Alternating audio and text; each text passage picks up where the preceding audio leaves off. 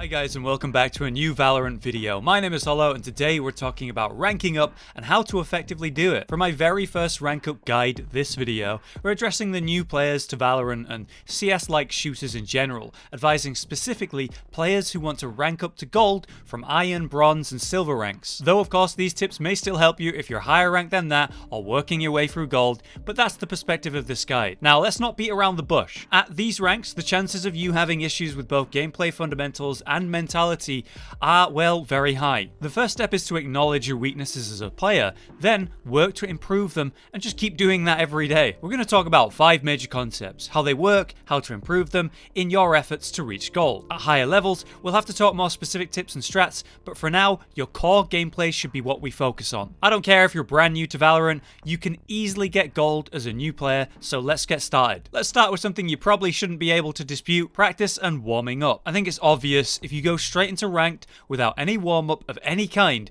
you should expect to at very least have a messy first half. Maybe you'll get lucky and your team will provide entries, utility, comms and so on, and maybe you'll get carried despite your inaccurate aim and gameplay. Or, very likely, you're just going to have a really hard time. To warm up, it's very easy. Just jump into the shooting range for at least 5 minutes before you play a real game. Grab yourself a pistol and a rifle and start slaying bots. Try to only use hard mode and swap between static and mobile targets for the variety. This will warm up your gun control, your flicks, and in general the speed at which you acquire targets, those fundamentals of aim. It's simple, you'll be more prepared for the battles in the ranked game compared to just going in cold. I'm not saying you should play 2 hours of shooting range every day and then 10 unrated matches before playing your first competitive match, but I am saying that 5 to 10 minutes before you get going will go a long way. There's also nothing wrong with playing at least one unrated match and playing super aggro to get into the swing of real gunfights before a ranked either. As a low elo player,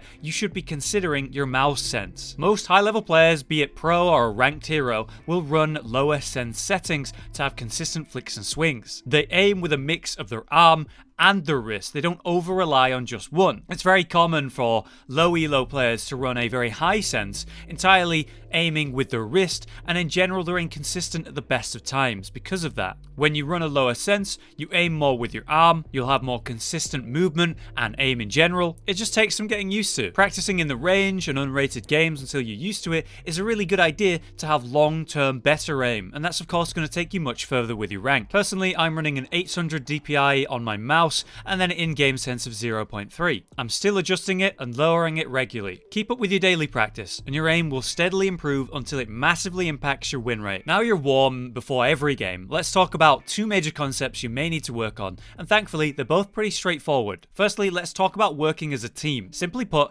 you're going to get bad players who will not frag, or quite often you'll get XX Killer 19 who has 3 more kills than everyone else, and now whenever he dies, he screams at the team for failing him and his pro Valorant career starting right now here in Bronze 2. That man will be freaking out on mic like there's 100 grand on the line every time he dies. Firstly, let's talk about the person who can't get a frag. Maybe you're the person who's struggling, so start working as a team.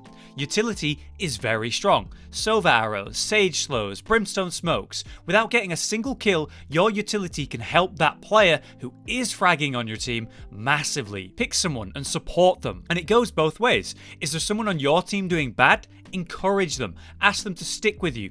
Ask them specifically for utility in certain ways that benefit you. Have them be your bait. Whatever it takes. Use them to your advantage. What you need to do is avoid being the rager down mic. You're making your chances of winning so much worse by doing that. Not to mention, you're honestly embarrassing yourself and everyone should and probably will mute you. That's exactly what I do if I hear someone like that. Don't let them tilt you. Identify the strong players on your team and play around them. You'll find that it's a lot easier when you stop challenging their top frag and start working with yours. The same goes for the enemy team. They're going to have weak players too. On attack rounds, you should work out where their bottom frag is holding and then target them specifically. Genuinely, push them every time. Get that free entry and it'll help you push for a win. Finally, maybe you should consider working with a duo, intentionally picking up 2 characters that work well together and then support one another.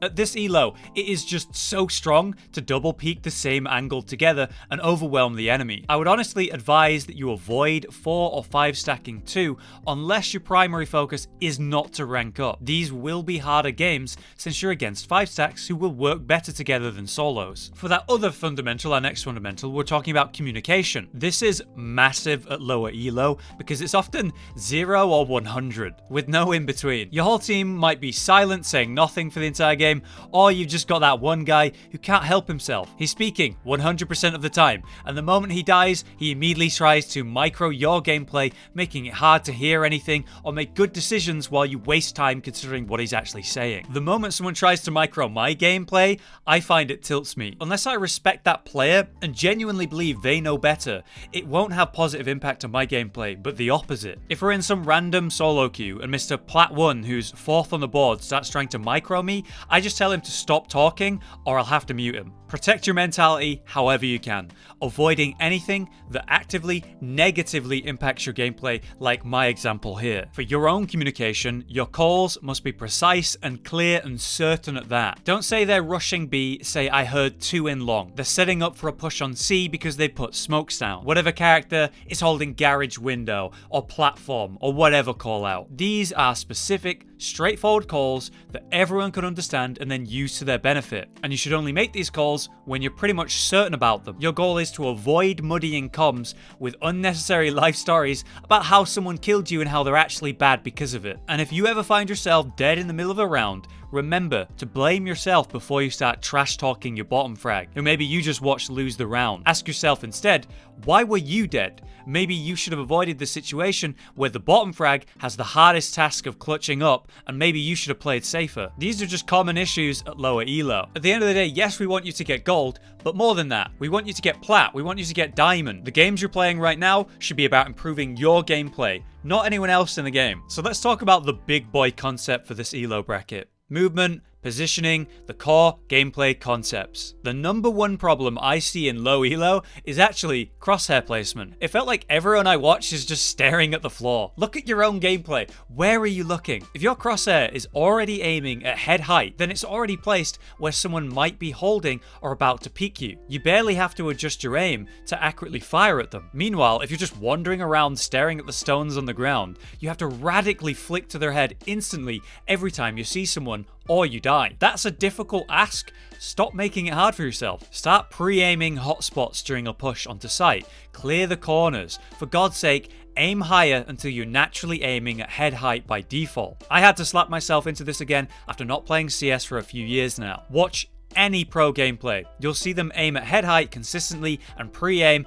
every spot they think someone is. For movement, try stutter movement, known as strafing or counter-strafing. This helps you avoid inaccurate shots on a peak. You move in sort of small, little rocking steps. Hold position, move, hold position, move, hold until you've cleared each and every angle. But you do it very quickly and effectively. This way, when you're checking these corners, you're rarely surprised by someone suddenly pushing you. You're ready for them. And hey, another positive is that your shots are actually going to go where you're aiming because you're not walking and moving. Then with positioning, you need to avoid baiting your teammates by making use of the trading concept. It's a simple strat. When an enemy is shooting at your teammate, you should be shooting them, trading one life for one or more of theirs. To do this, you need to actively position so that if your teammate is suddenly in a fight in the next 1 second, you're there to back him up instantly. Organize crossfires on defenses. Never allow the enemy a 1v1 when you could have made it a 1v2. For more information about these concepts, because they're quite deep, check out my How to Entry Frag video. It's got way more depth on this topic. Finally though, on this concept, swap your defense location regularly. I love it when I'm pushing a site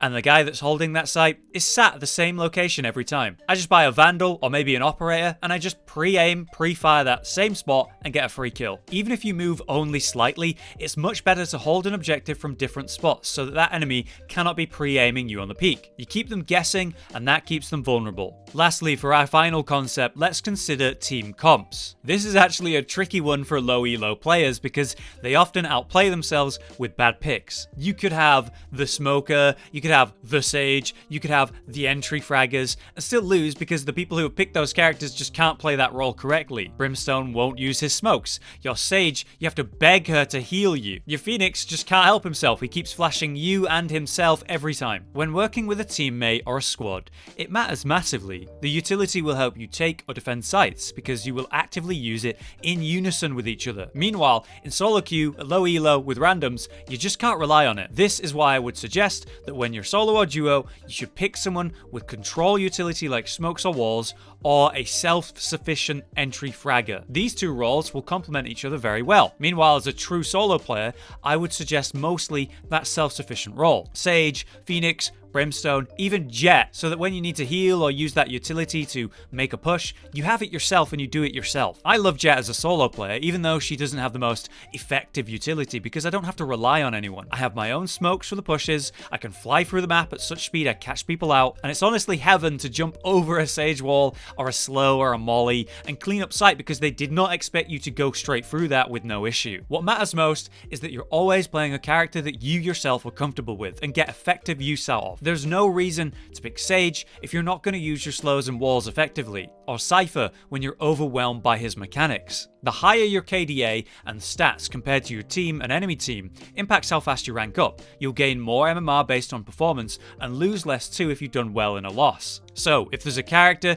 that you consistently do better on that in general is simpler and easier to play, then stick with that. Cypher's intel is great, one-way smokes on Viper is awesome, but they require a lot of game sense and well experience. If you want to get gold, stick to core concepts like out-aiming enemies. And there you have it, my 5 main concepts filled with a variety of tips for a lower elo player looking to get gold. Good luck out there. Please hit like if this video helped you, and if you have any advice for me or other viewers, drop it in the comments. You might just help someone. For now though, I've been Hollow, you've been you, and good luck in your Valorant ranked adventures. I'll see you next time.